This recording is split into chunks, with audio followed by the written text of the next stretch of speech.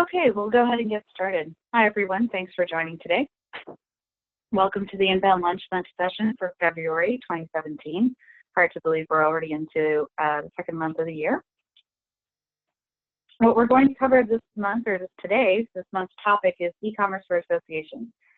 So something that a popular topic in terms of, especially in terms of what we're going to cover, which is an evaluation and seeing where we can kind of enhance the user experience for an e-commerce platform or e-commerce user journeys that are very typical and typically used inside of associations. So just a couple of introductions. My name is Manisha Mangus. I'm the Director of Consulting here at HighRoad. My expertise lies in inbound marketing as well as lead generation. I've been working with associations and nonprofits for a good amount of time, and we're always interested in figuring out other ways in which we can kind of connect with everyone and bring additional topics to discuss for discussion and further analysis. So certainly feel free to reach out to me via Twitter or LinkedIn, or drop me an email if there's a topic in particular that you'd like to kind of see us discuss further in this setting. A couple of housekeeping items for everyone. So I think for those of you who follow us on kind of a regular basis, especially this particular series, we have a ton of resources that are available to you outputting on our HighRoad U website. All of the sessions from last year, all those recordings are available on demand. I always certainly push the toolkits that are sitting out there as well. Again, it's a great way for marketing practitioners to kind of take advantage of things that are already created, since obviously we don't always have a lot of time to create something from scratch. So those particular toolkits that are sitting out there do come in handy, and we have a series that covers those as well. If I suddenly drop off the call, hang tight, I will dial back in. I've been having some trouble with Zoom lately where my sound or my audio goes mute. So definitely please, drop a line in the chat window if you can't hear me for some reason. Also, if you have any questions or any things that you'd like to kind of further discuss in conjunction with what I'm covering, just drop a note in the chat window, and I'll try to answer as we go through the presentation, or save them for the end. Okay. So as always, with these sessions, I just like to start with an inbound refresher, right? So this is the inbound lunch bench. So again, remember the inbound methodology. So here's this example, and the inbound methodology, remember, it's a framework, right? It puts together a lot of concepts: integrated marketing campaigns, content marketing, digital marketing. It puts all those pieces together and puts it into a framework where you can truly kind of follow and see the movements or the effects of your digital marketing from the aspect of taking something or taking your product, making it available to people who are unknown to you, and then kind of moving them down the funnel, if you will, so that they eventually move from being strangers to being visitors, then to becoming leads, then customers, and finally advocates. So around each stage in each framework, there's a pillar for attracting strangers so that they become visitors, connecting so that visitors become leads, engaging the leads turn into customers, and then delight, which is moving those customers to becoming your brand advocates. Under each section, if you will, there are a number of digital vehicles that are sitting out there that help you kind of move these users from becoming strangers to advocates. So in the world of the association marketing, you would equate this to strangers being those potential prospects, your potential members who aren't members, and then turning them into advocates. And so what are all the digital opportunities or things that are sitting out there that you could leverage? So e-commerce or e-commerce platforms are just a function of e-commerce. Is also obviously a conversion factor, right? It's the conversion piece. It's the end piece that says, somebody's going to turn from a lead into a customer, right? Because they are now purchasing something with us. So it's a really kind of very important piece. But you'll notice, and as we go through it and discuss this, there are a lot of different touch points, if you will, that cover a lot of this inbound methodology. Right, so there are different touch points that drive a person towards completing their transaction or completing their entire user journey. So we'll be talking a little about that and talking about ways in which we can evaluate your e-commerce experience.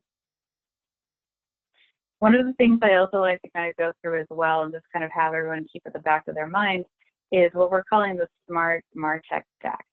So if you want to think about all the different marketing technology systems that you have available to you, right? All the systems would, your website, your AMS, your LMS, obviously your e-commerce platform is part of that. So if you think about all of those kind of arranged, what we like to think about, traditionally the middle or the center has been kind of the data, right? It's been the AMS, it's been the association management system, it's the hub, if you will. What we want to do is we're going to take a step back and think about it from the perspective of why are you using all of these systems? Why are they here? Why are they in place? Why are you looking to have, say, these systems integrated together?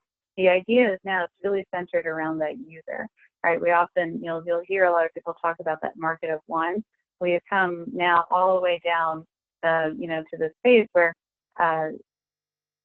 there's so much information that's sitting out there that truly you should be personalizing and marketing to that that user base of one unique individual, right, whose preferences that you've captured through a combination of historical data, behavioral data, psychographic data, that there's no reason why you can't tailor an experience, whether it be online through the web or through any sort of communications that you do.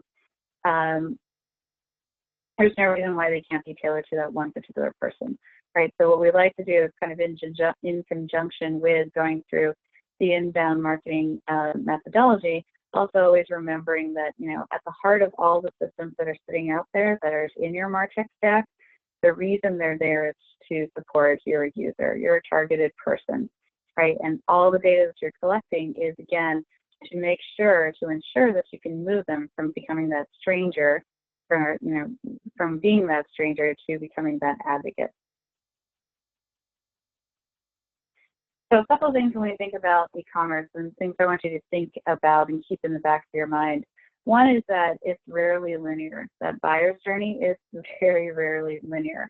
And what that means is that it's very rare where you have an instance of, I will send an email and somebody will buy something because I sent them the email, right? You often have to do a lot of legwork, and that's just the nature of the game today. When you think back to when you first started to, everyone's a little bit different, but when you first started to feel comfortable buying something online, right? You think about the commerce vendors that were kind of, at the forefront of that. Amazon kind of set the gold standard at the time, right? For all the ways in which the e-commerce experience should flow, right? Now, even the bells and whistles about, login, saving your login, saving your credit card information, and to the people who bought this, customers who bought this are also looking at this. All those things are kind of set very early on. You even think about kind of the terminology, the shopping carts and those icons, what they mean. All that was set very, a long time ago. A lot of things have changed since then, right? So it's natural to think of ways, it's natural now to start to think of how you can extrapolate and break out that experience so that it's not so kind of one-to-one.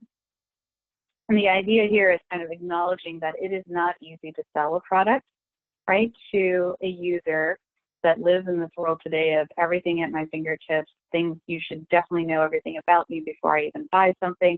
It's definitely more challenging, more so for associations because you're not always selling a hard, tangible good or product, right? Often you're selling, you're selling membership, you're selling, the concept of coming to a registration.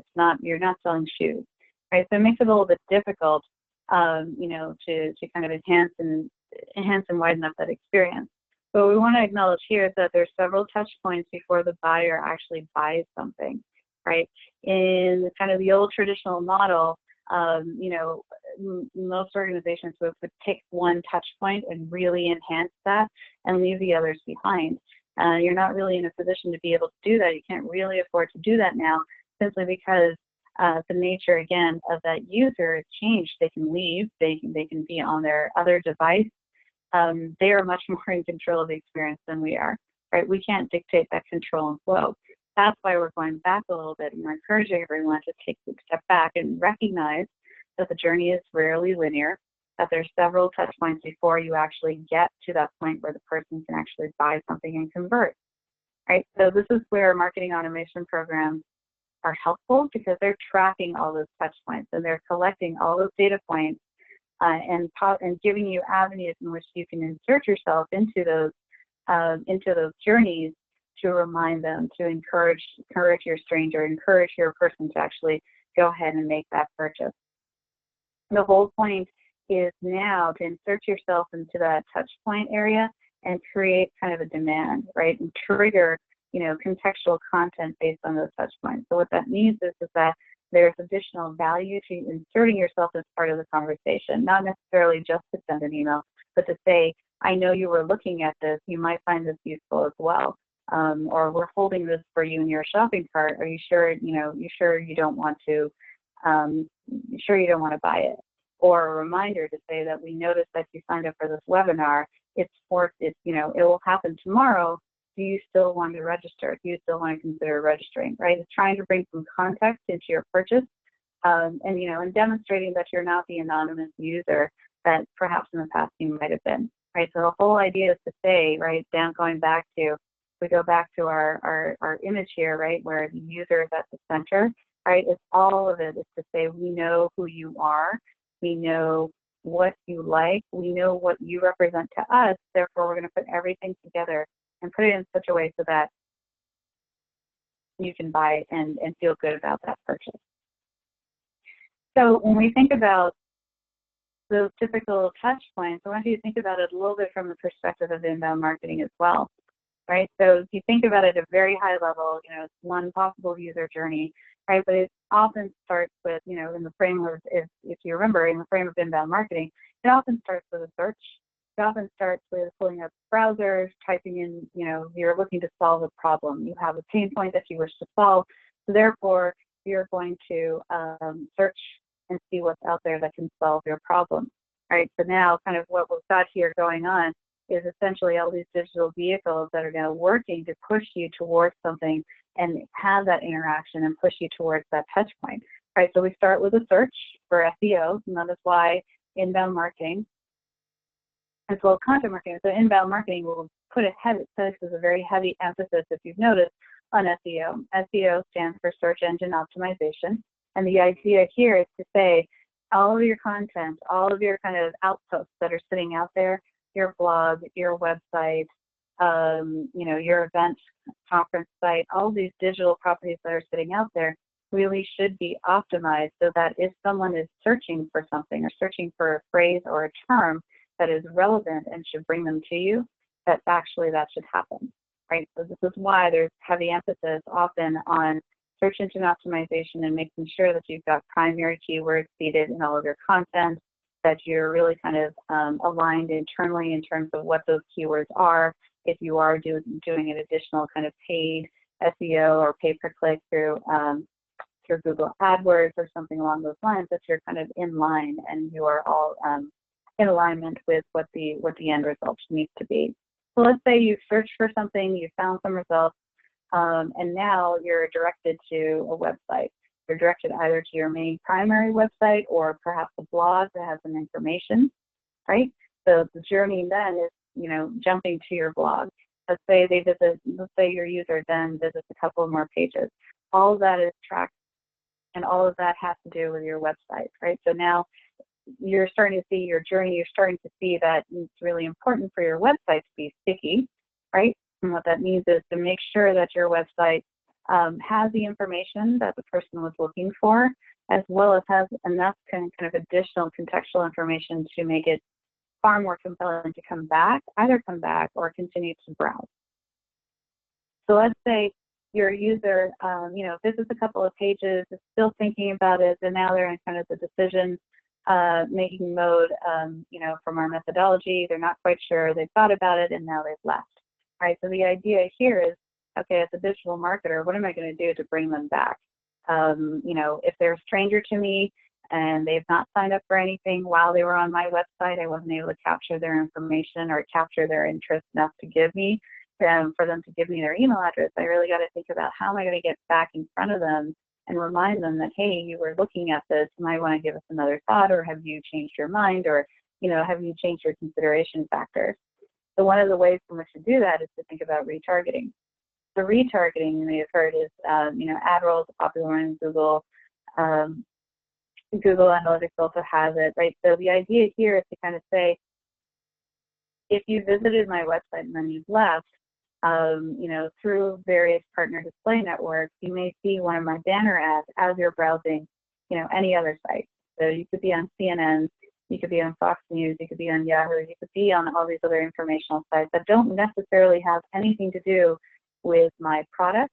However, because I have set up my banner ads to kind of extend my offer and my reach, all of a sudden you're part of my browsing experience, whether I wanted it or not, right? So perhaps this is a way to kind of, again, float back to the top of mind, kind of bring everything back up to the surface of, oh yeah, I was looking for this, I found it. I hadn't quite decided what I was going to do with it. You know, I was on my way, I'm very busy, but yeah, here you go. Here's no little ad that's showing up in my browsing experience to remind me that, you know, perhaps there's something I might want to check out again.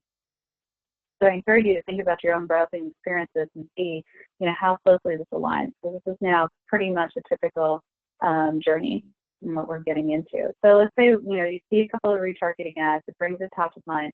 You may click on the ad, you may not, right? There is that to it, but then perhaps you get an email, right? So again, you know, we're branching off to say that perhaps I did share my email address with the entity at some point, right? Or perhaps you have me on file and now you've captured the fact of my interest, right? Through your marketing automation platform. So now you send me an email, and the email provides me with an offer, right? So that's my incentive. So remember, in the world of inbound marketing, you're always looking for that offer. That offer then, of course, right, clicking on that call to action takes me to a landing page, which collects my information so I can get my offer. Let's say my offer is a coupon. So now think of all the stuff that had to happen for me to get that coupon. So it's very kind of nuanced conversations that are happening, but the idea is to kind of say, you should know who I am, you should know how I'm motivated, you should know everything about me, at least from that historical standpoint and any sort of interaction I've done with you in the past. If you feel that I am most likely to respond with a coupon, you would give me that coupon as an incentive, right, to get to that landing page. Lastly, I would end on the shopping cart. Okay, that's the last step in my conversion. I finally got there. So think of all the different touch points. So it's not to say, you know, you could take it one of two ways. And associations sometimes think that this is very difficult, very challenging. There's so many touch points. And actually, flip it on its head and think about all the opportunities that you have. Whereas previously, if you were just focused on email, you just had one shot to get your message in front of someone to say, you know, you need to register, or you need to sign up, or you need to buy this ebook, or you need to download something. If you're only counting just on email in this isolated point of view, you only have one shot at that message, right? Maybe you're lucky, you'll send another email, you're lucky enough that, you know, the person won't opt out or you know, unsubscribe because they suddenly feel like you're harassing them too much, right? So I want you to think about all these different touch points as more of opportunities that open up the door.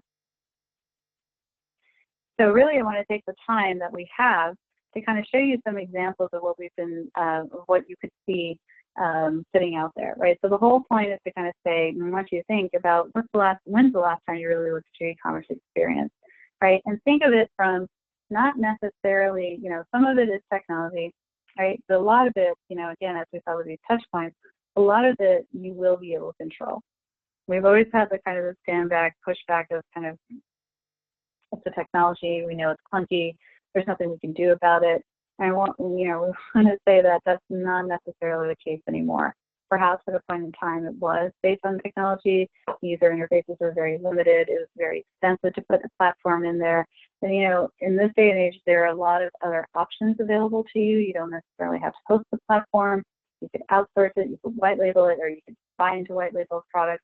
You know, there are a lot of different options, right? So the whole point is when you're doing this evaluation, look at it from both aspects, not only just kind of your marketing and your content, but also kind of the functionality. And really you want to go back to, is it modern to start with? So essentially, you know, this is the slide. This is a slide that you want to kind of put in your back pocket and take back, right? So here are all the questions that you should think about or ask yourself. Is your e-commerce platform modern?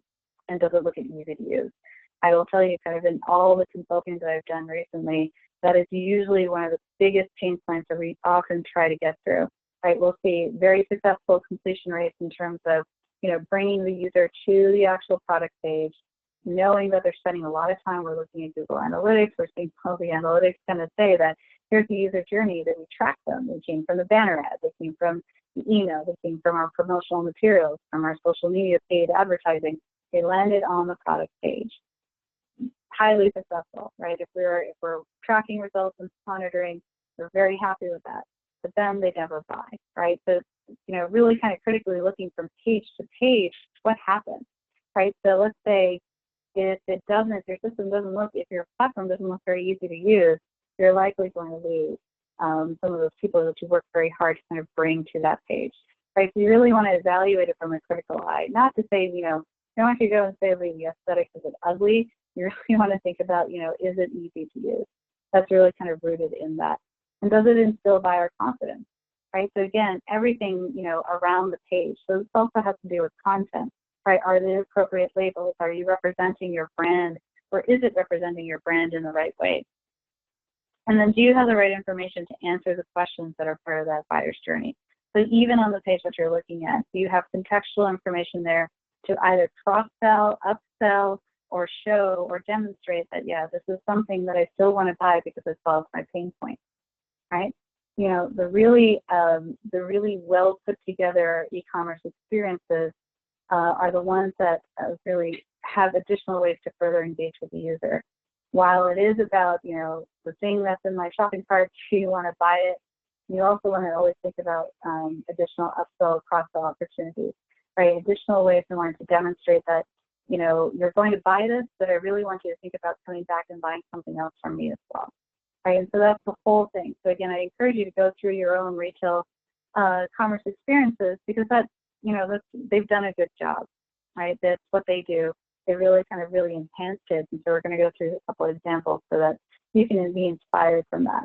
So two things I want to point out here, and this is kind of what the bulk of the effort of what we end up discussing with our clients is, obviously you need user paths, you need journeys mapped out for the users that do purchase, right? So for the ones that are successful, what are you going to do as a follow-up, right? But we also want to have the ones mapped out that don't actually purchase. They do come to that first landing page.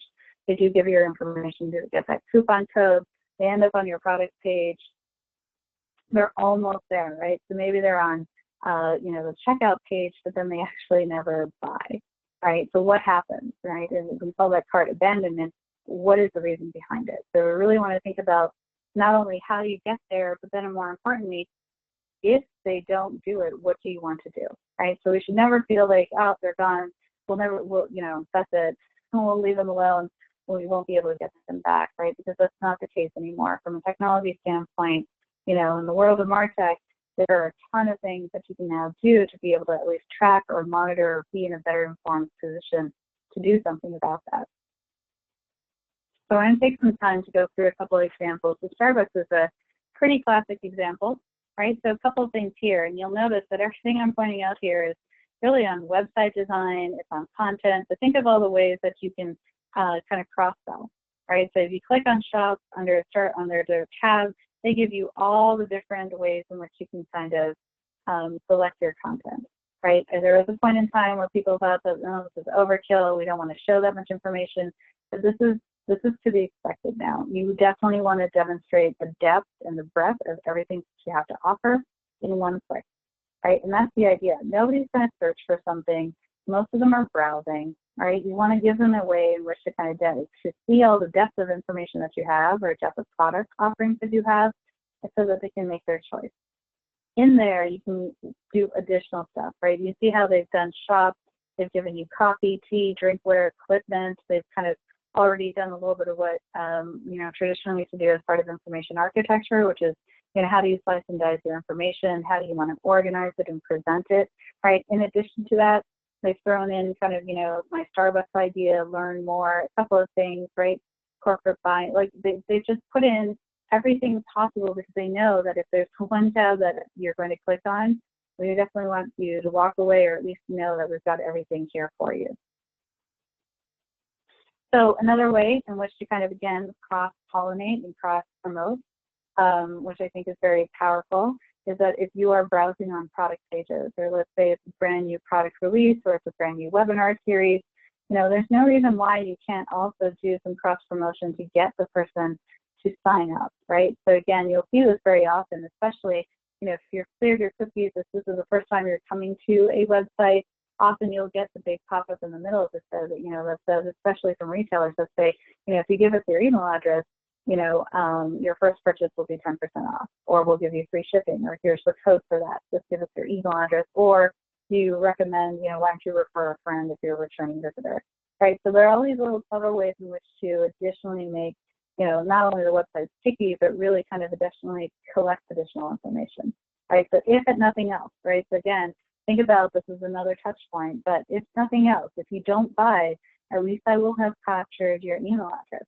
right? Because again, I don't have any guarantee that you're going to actually use the 10% discount, right? But I've got your email address, and that's really what I want, right? So think about these ways in which you can kind of creatively push those modals, those pop-ups, those sliders into ways that are creative and with a creative offer.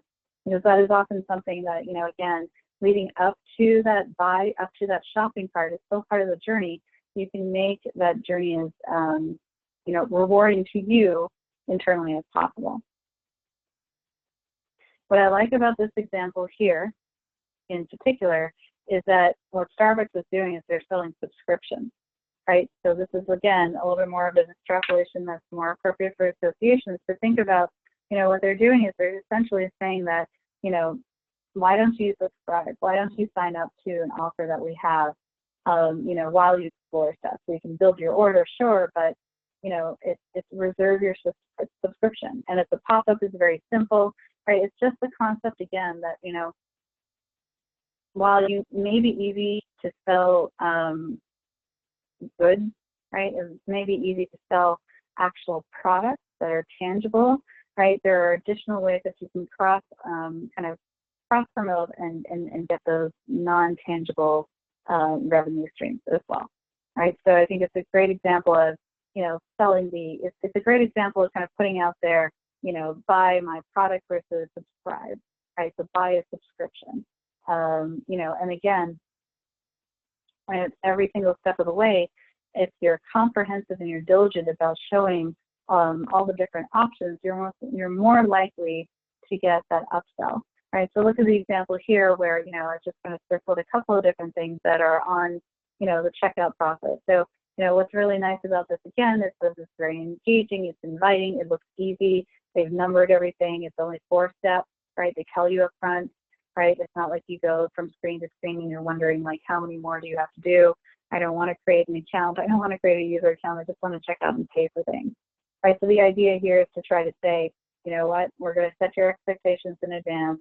We really want it to be super easy because we don't want you to leave without giving us your money, right? And in addition to that, we'll do some upselling. So one, you can send it as a gift, right? So we're being super thoughtful, right? Especially if it's, during a certain kind of type of season.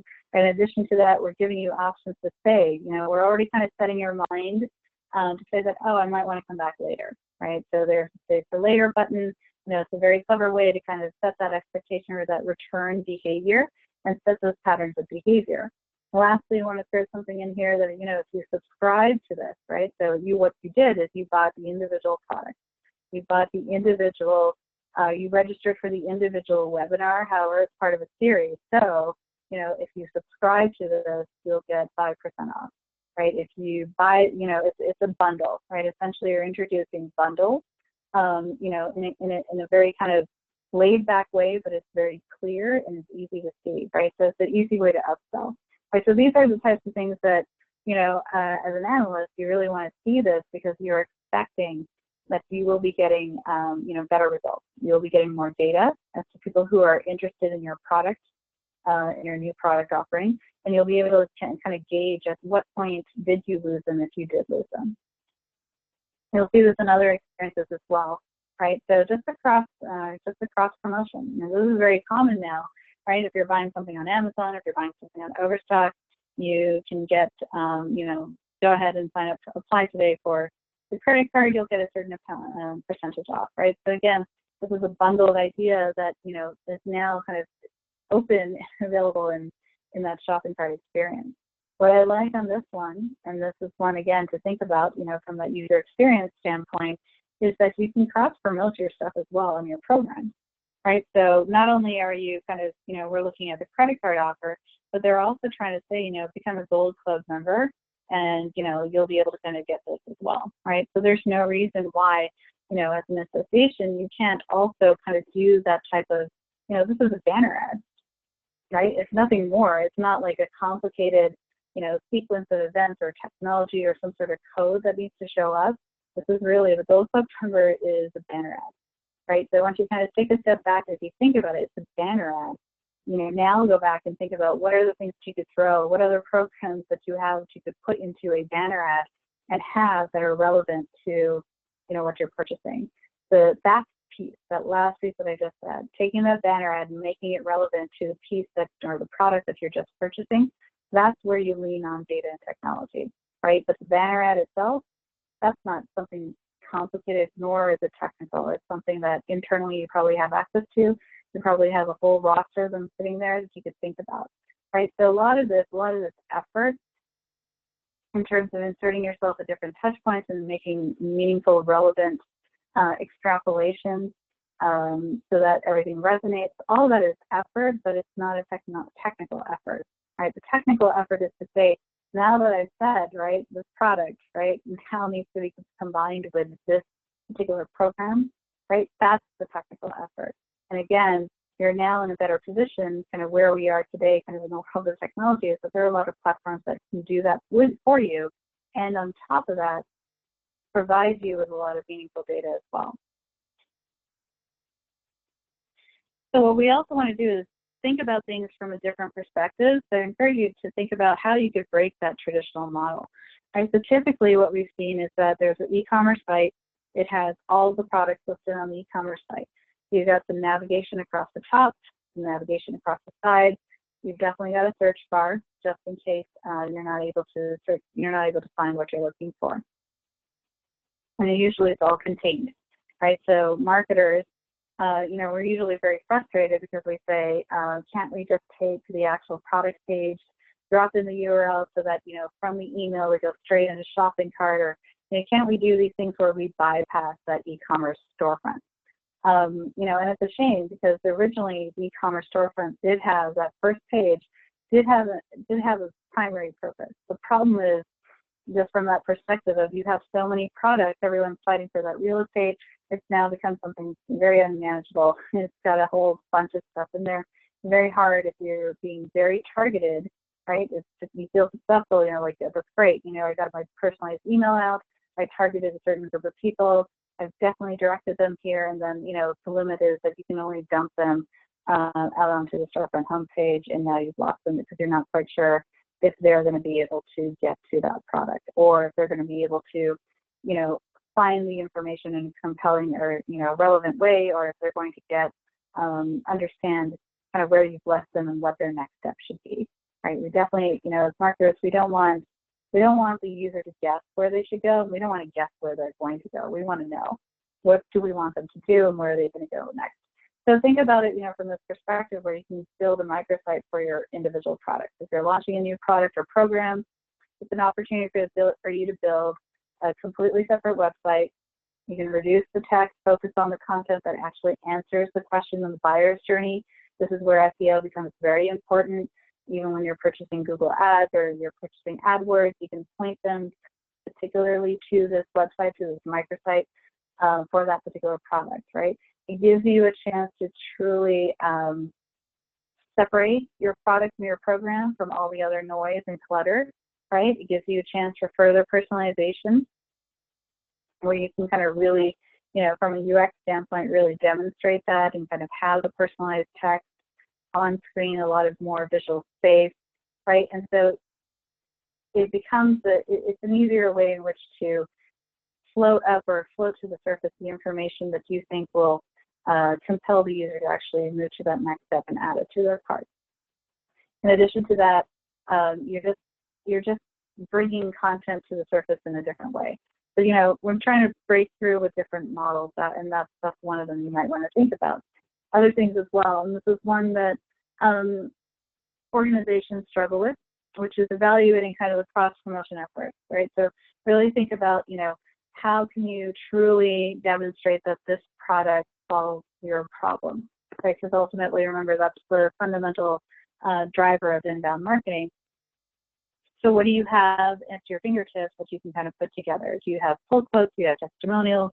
Do you have a product review that's in a video format, right? Do you, are you able to kind of extrapolate and not necessarily a bundle, but essentially say that, if you've participated or if you've registered for this particular webinar in the past, we think that this might be a compelling series, right? Because remember, we're collecting all this information about the user, right? If they haven't cleared their history, they're coming back, and we should know who they are and what they're looking at, right? So you can do weighted lead scoring, but all their actions to date should be funneled into a way that you can present something on screen that's highly personalized to them.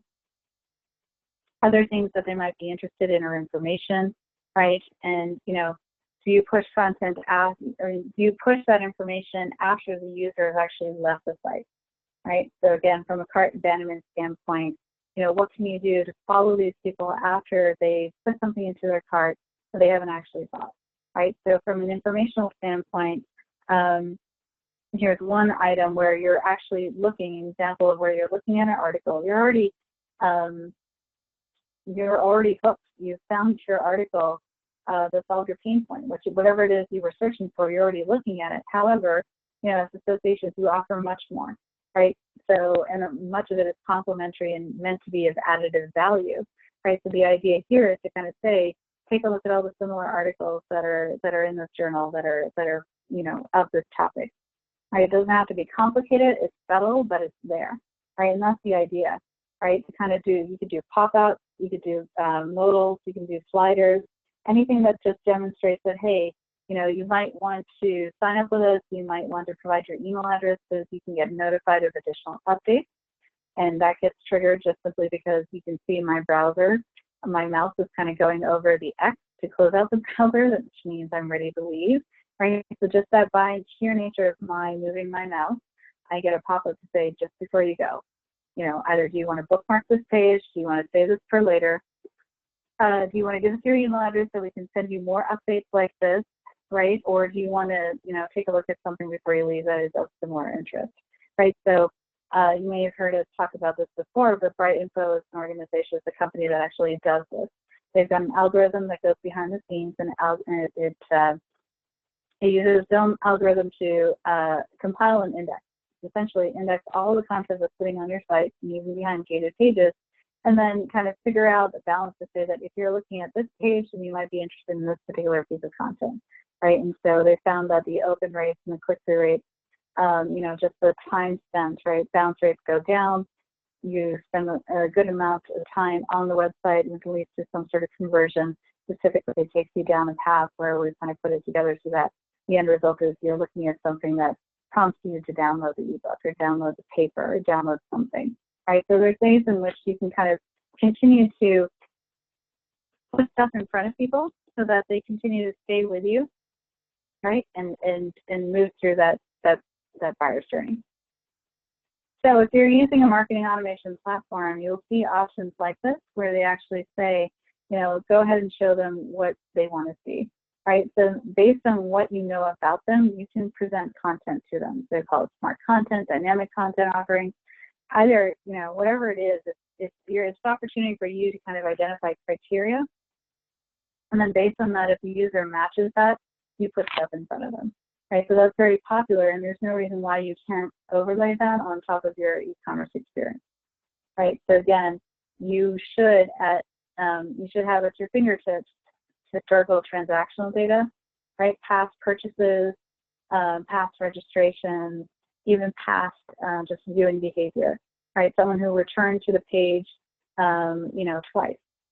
Right, someone who's been looking at your event conference, and they are going from the home page to speakers to the agenda, and now they're on the pricing page, right? So anything that you can kind of rank or weight them, to move them down that funnel, to kind of close them towards, move them closer to conversion. Any of that data you can kind of combine and put together, and then create content that resonates, that obviously is designed to kind of resonate with them. I'll give you an example of follow-up email. Right, so again, I was putting on Pottery Barn, looking at something, right? I bought something, right? And so this is a follow-up, right? This isn't even it's not even cart abandonment. This one is just a simple, what do you want to do with your new purchase, right? What should you do? Here are tips and ideas, inspiration, right? So it's the way, again, in which to follow up, right? So if you want to extrapolate it to your own program offerings, you can think of it as a way. You've now attended the webinar, now what, right? So of course, we'll send you a recording of the webinar. That's, by default, that's an expectation now. You better be sending me a recording of the webinar because I don't have time to take notes. You better be sending me some sort of downloadable file of the presentation. Okay. What else could you offer though, right? You could offer a cross promotion, right? You could kind of say, here's a toolkit. We didn't talk about the toolkit. We was only referenced. Instead of you having to go and look for the toolkit on your own free time, we're going to offer it to you or give you a link to go and download it, right? You can say something like, the speaker talked about the toolkit, by the way, here's where it is. You can do that cross promotion for a community, right? So if you've got a private community having those discussions or something that is of relevance, you could do that follow-up. You could do, any number of things, right? But the idea is to kind of say that now you've completed your transaction and your purchase.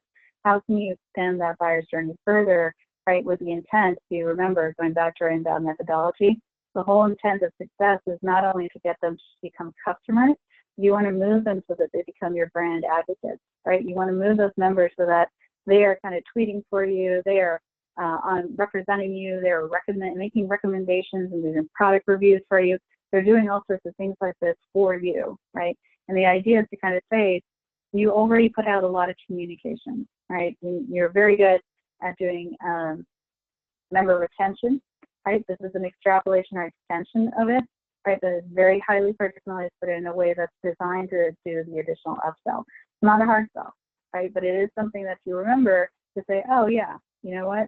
If nothing else, I'm going to see that they have a sale and I'm going to go back and take a look, right? So there's just ways in which you can kind of cross-promote material, cross-promote information in an effort to get them to return, right? Because you are trying to influence them in their buying behavior experience, right? So the more traditional cart abandonment is something like this, where, they're saying, hi again, we're saving this for you. Are you still interested, right? Or it could be like a time-sensitive offer. Or in addition to that, I've received ones where it's still sitting in my checkout. Perhaps I'm of the profile where I have a tendency, if you've looked over my data, I have a tendency to always buy when it's free shipping, because that's data that's available to you. You can create a segment, right? If we think about your platforms that you're using, you can create a segment to say, giving all the people who, who purchase when we offer them a discount for free shipping, right? Let's take a look at those people. How many have purchased within the last 3 months? What have they purchased? What is the dollar amount that they've purchased? What else have they, what else do we know about them? Are they active on social? Are they, part of our communities? Are they, active in voting, voting for product likes or dislikes? Do they leave reviews? Right, all sorts of things, but it starts with that step. Now I can put them together and send them the email to say, like, hey, if you bought our program, right? If you're buying our DVDs or if you're buying our books or publications, why don't you subscribe to our monthly, subscription-based offer? Here's our program. There are all these things that you can now do if you were thinking about, how do I hook them further, right? So this is a cart abandonment where you can put together an email that doesn't necessarily just sell the thing that's in your shopping cart, right? And I think that's often one of the challenges that organizations face, where many people just want to stop at they've got it in their shopping cart.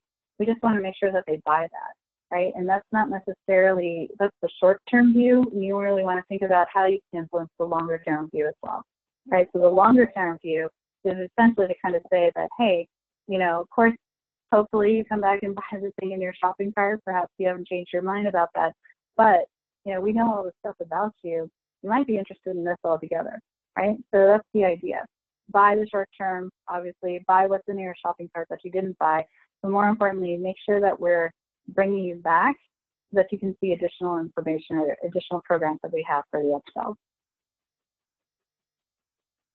So then to recap, right? So I've gone through these examples. Hopefully you're inspired by taking a look at your own e-commerce platform, really thinking about, separating out right? What's the user experience from that standpoint, aesthetic look and feel, functionality, and then separating out, where can you influence the user before they even get to the e-commerce platform, right? So that's what your digital marketers will be interested in doing. That's what your digital marketers will be able to influence. You'll be able to influence your numbers by looking at those touch points and really thinking through, is it user-centric? Is everything we do having to do with this user-centric? And does it really reflect what we have out there? Is it really indicative of that user's buyer's journey, right? Are we putting things in the right step, in the right order in which to facilitate that person getting to checkout or getting to convert? And are you capitalizing on every single opportunity? Often what we do is we look at, pull your stats, pull your Google Analytics stats, go through them and look at pages. From page to page, what's that bounce rate look like, right? Are people going all the way, they're looking at product details, they're looking, they filled out their information, and yet they go to the cart and they decide not to. Is it price driven? Do they get sticker shock when they see the actual price, and is that what's driving them away? Some of these, if you go through the evaluation experience, you will come up with a good set of questions, which then you can kind of validate, right? The idea is to kind of take a look at the data that you have and see what else you can kind of look at from it, right, to infer and get those additional insights. Lastly, definitely think about integrating or leveraging your IMCs, right? Integrated marketing campaigns to enhance and elevate the entire buying experience. So again, it goes back to all those cross-promotional efforts, all those touch points. We went back to our examples, making sure that your SEO is optimized, right? Make sure that your search engine optimized, all your pages are optimized, right? Because that has an influence on, a direct influence on who will come to your site and move to the next phase, right? Move to the next step in the buyer's journey, right? In addition to that, if you are doing email follow-ups, you want to make sure that you're consistent with what you're saying. If you're doing it on social media, it becomes particularly relevant if you're doing paid advertising on any of the social media channels, right? So the idea is to kind of say you're consistent in your message that you're putting out there, but consistent does not mean the same, right? Being consistent doesn't mean you're sending the exact same message to me and to two other people. The message should be completely tailored and personalized to me, right? But it's a message that will go out, right? The fact that I'm getting a message will, that's what needs to be consistent, right? So let's separate out and kind of say it's not you're not doing kind of the blast or broadcast emails, right? The whole idea is, remember, going back to that market of one. You are marketing to me directly, individually, but you are going to use all the framework and the channels and the materials and the vehicles that you would use for anyone and for everyone, right? So that's the real kind of difference there. So hopefully all of you have had a chance, or this was helpful for you. I would again encourage you to go back to the slide. I'll even kind of jump back here and start with this list and really kind of think through and be critical, right? To be kind of objective, and rather than critical, be objective and really thinking through, how are we doing? Go back, pull your analytics, see what you're able to kind of pull from that, and then really think about, how you could separate, the actual technology piece and the technical pieces from some of the digital marketing pieces that you could influence as well. All right. Well, thanks everyone for your time. I think I will give you back about 10 minutes or so. Have a great Friday, and for those of you who have a long weekend, have a great long weekend. I will stay on the line. If anybody has any questions, you can feel free to put them in the chat window, and I will go ahead and answer them. Other than that, thanks everyone.